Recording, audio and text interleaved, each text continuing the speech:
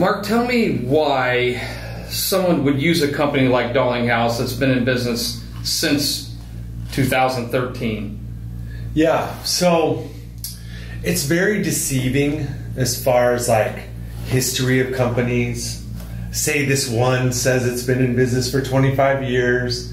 It doesn't mean that they've been doing foundation repair for 25 years. Sure.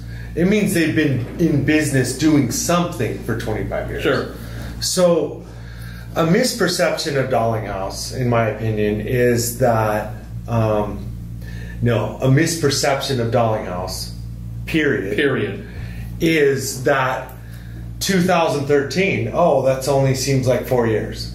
But when you dive into it, the owner was one of the people that helped start foundation repair with one of our major competitors in Southern California 13, 14 years ago. Yeah, true. So that's very important, and that's something that it gets glossed over sometimes.